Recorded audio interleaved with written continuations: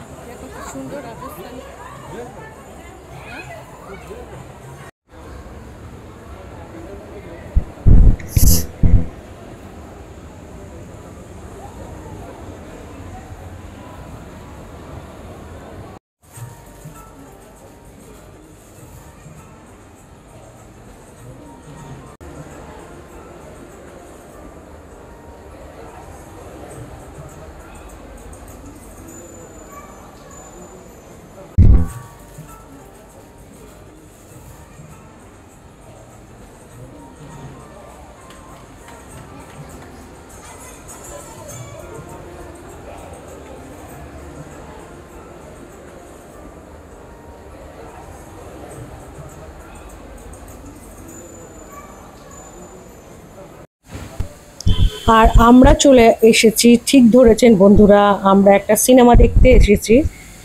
আর এই দেখুন আমরা বায়োস্কোপে এসেছি, বায়োস্কোপে মুভি দেখতে এসেছি। ওই জন্য দেখুন এখানে প্রচুর মুভি কী মুভি চলবে, মানে টাইমিংসটা এবং সেগুলো ডিসপ্লে করা রয়েছে। আর এইদিকে আমরা মানে এখনই ঢুকে পড়বো সিনেমা হলের ভিতরেই। এই যে দরজাটা খুলেই এখন ঢুকবো, মানে সিনেমা হলে প্রবেশ করব।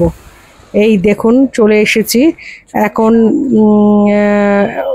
মানে আমাদের সিট নাম্বারটা সিনেমা হল পুরো ফাঁকা, আর সিট নাম্বারটা যেহেতু একটু অন্ধকার খুঁজে পেতে একটু অসুবিধা হচ্ছিল, কিন্তু ফাইনালি আমরা খুব সহজেই মানে সিটটা খুঁজে পেয়েছি। আর দেখুন সিনেমা দেখে এবার বাড়ির উদ্দেশ্যে রওনা দিয়েছি।